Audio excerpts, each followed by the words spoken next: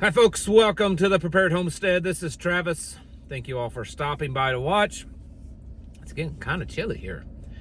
Temperature's about 45 degrees, but we've also got about 35, 40 mile an hour wind on top of that. So it feels quite chilly. But you know, day's about to end. Probably, woo, that's sun. Look at that. I think I'll set like this. Keep it from blinding you. I don't know, it's not too bad. But anyways, probably be down below freezing or very close to freezing tonight. Like I said, the wind's making it feel a lot worse than it actually is, but it's that time of the year, so we just kind of suck it up and deal with it, because there's not much else you can do. I mean, you can complain, but no one listens to you anyways.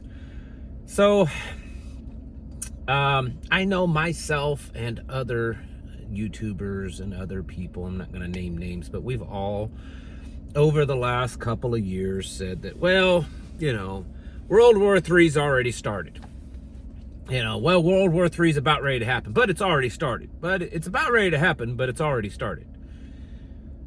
Well, maybe it has actually officially, not just sorta, but actually really officially started.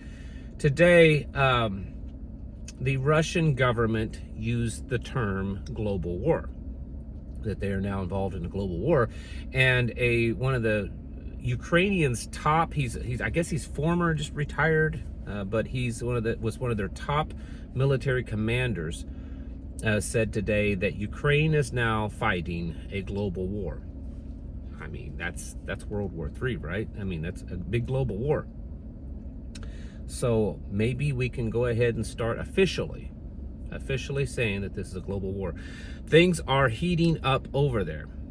The word on the street is that Donald Trump is behind closed doors quietly trying to broker a peace deal, or at least at the very least a ceasefire deal between Russia and Ukraine. And hopefully that happens. But I was thinking about this today. I kind of think that even if it does happen, that it's not that it's going to avert the war from expanding. I think if it were to happen, it would happen after it's already expanded, because in fact that's almost even more leverage. You know, if things really start getting going and the war truly expands into a real global World War III scenario, it might be a little bit more able to kind of leverage and say, hey, listen, this is getting out of hand. Like it had a hand to begin with, but now it's really getting out of hand. We need to work things out. I have a feeling that it is going to get out of hand before things are negotiated. It would make Trump look better. And that could be a good thing, it could be a bad thing. I'm not going to go into that. But if it got really out of hand and things really started expanding, and then a ceasefire or peace was made. But they're saying that Trump is working on it behind closed doors. But on the surface, out front, things are heating up extremely rapidly. We're now in the third day of Ukraine striking deep inside of Russia with American missiles and British missiles. And from what I'm reading, they're doing a lot. I guess that they struck a major command center, and several Russian generals and top commanders and North Korean top commanders were killed, along with many other troops. It looks like Ukraine is just going to town. Now, from what I understand also, these missile systems, while they are in Ukraine and they're under the control of the Ukrainian government, they're being run by American and British operators. If you remember back, they were saying that, well, they'll have to go in and operate them because it's going to take too long to teach these Ukrainians.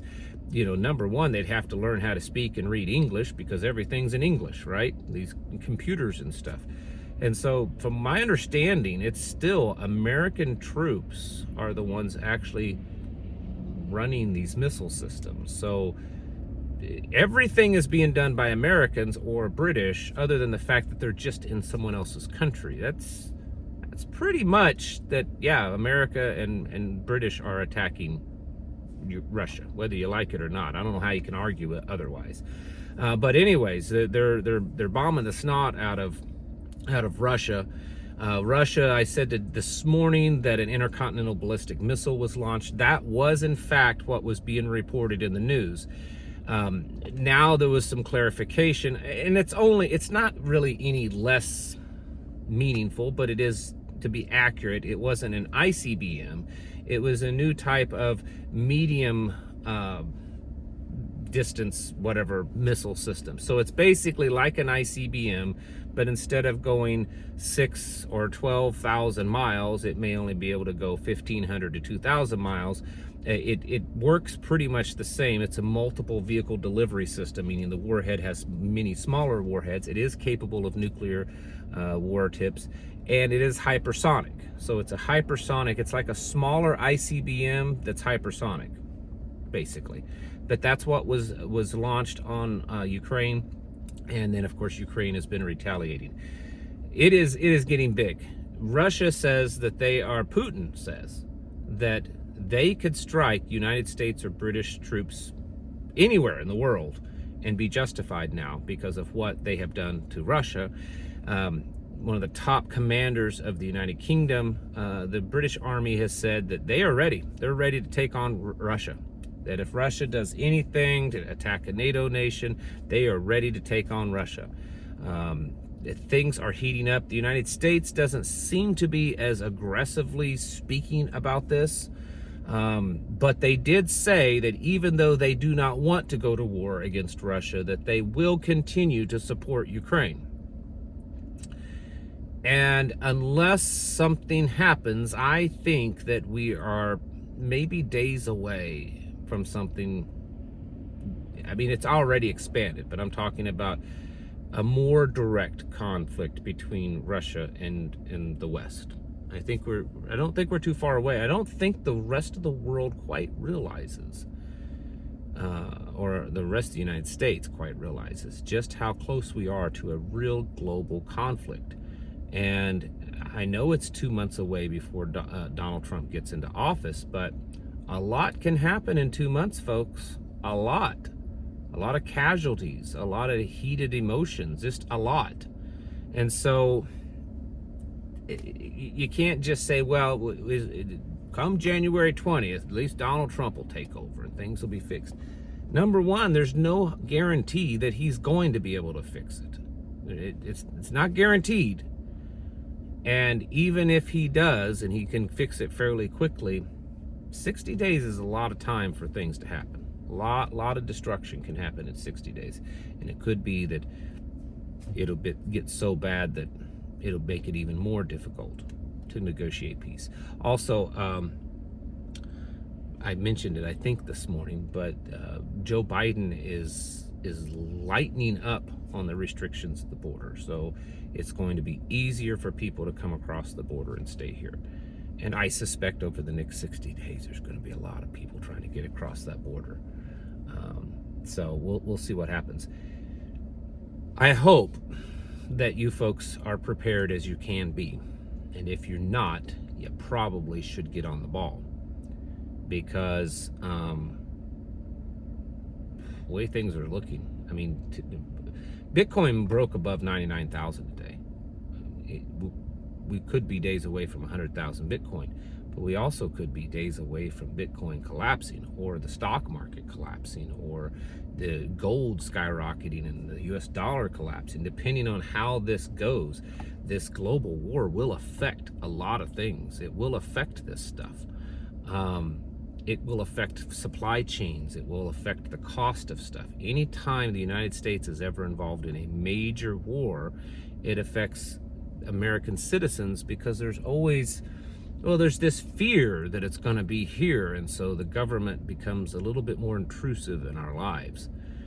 And in the end, if this does expand into a truly World War III global war scenario, I mean, that is the Agenda 21, the Agenda 2030, the Great Reset, the Beast System. That's part of what they're wanting to do to kind of usher this new era in. And so it looks, I'm not saying it is, but it looks as if we're days away from that. And so you better really get things ready. I think ammunition, oh, they had already announced that after the first of the year, ammunition is going to go up because the components are getting more expensive. That's probably going to get even worse. You need to be in a position, even though it may be a struggle, even though it may be hard, you need to be in a position where you can take care of yourself for a minimum. Yourself, your family, your community, whatever that is, that you can handle things on your own for a minimum of 90 days. It could be much longer than that, but between an inauguration, between the illegals, between the markets and everything just being so out of control, and World War III, and pandemic. I think I saw 63 new cow herds today in California where, said that they got H5N1.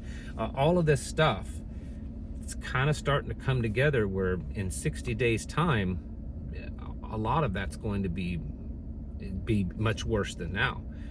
And it could cause things to kind of fall apart, even if it's just temporary. So you need to have things put away and be in a place where if it happened, if it were necessary, you could pretty much be on your own for 60 days. That means on your own with no electricity, on your own with no going to the grocery store, on your own with not having running water through your pipes, on your own with not getting gasoline from your gas station, on your own when it comes to medical, on your own when it comes to defense.